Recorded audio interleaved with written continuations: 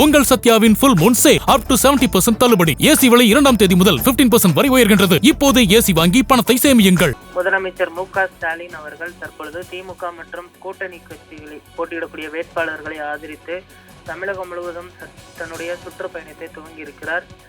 நேற்று பார்த்தோமென்றால் திருவாரூரில் அவர் தன்னுடைய முதல் சுற்றுப்பயணத்தை துவங்கி இன்று காலை திருச்சியில் தன்னுடைய சுற்றுப்பயணத்தை முடித்திருக்கிறார்.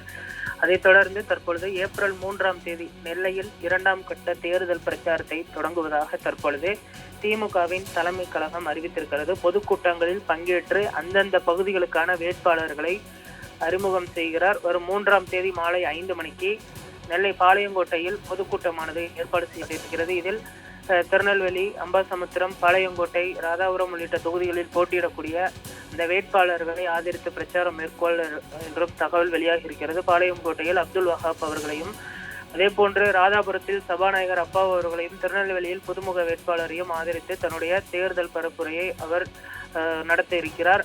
ஆலங்குளத்தில் பார்த்தோம்னால் மனோஜ் பாண்டியன் இருக்கிறார். அவருக்கும் இந்த தேர்தல் பரப்புரையில் அவர் ஈடுபடுவார் என்றும், 4ஆம் தேதி காலை 9 மணிக்கு நாகர்கோவிலிலும் மாலை 5 மணிக்கு சங்கரன் கோவிலிலும் பொதுக்கூட்டம் ஏற்பாடு செய்யப்பட்டிருக்கிறது. நாகர்கோவிலை பொறுத்தவரை தற்பொழுது திமுக வேட்பாளர்கள் ஆஸ்டின் அவர்கள் களம் காண்கிறார். கன்னியாகுமரியில் மகேஷ் அவர்களும், அதே போன்று 4 தொகுதிகள் கூட்டணி கட்சிகளுக்கு கொடுக்கப்பட்டிருக்கிறது. குளச்சல், விளவங்கோடு உள்ளிட்ட தொகுதிகள்.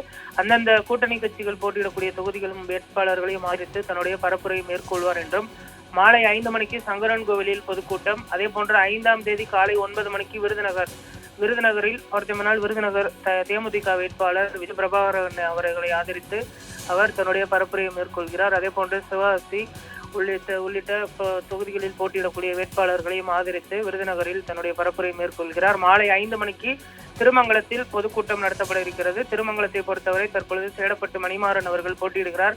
அதே போன்று உசிலம்பட்டி, மதுரை மேற்கு, மதுரை கிழக்கு உள்ளிட்ட தொகுதிகளில் போட்டியிடக்கூடிய வேட்பாளர்கள் அனைவரையும் ஒருங்கிணைத்து ஒரே இடத்தில் வைத்து தன்னுடைய தேர்தல் பரப்புரையை அவர் திருமங்கலத்தில் மேற்கொள்ள இருப்பதும் குறிப்பிடத்தக்கது. விரைவில் 3வது மற்றும் 4வது கட்ட தேர்தல் பரப்புரை தொடர்பான அறிவிப்பும் வெளியாகி இருக்கிறது.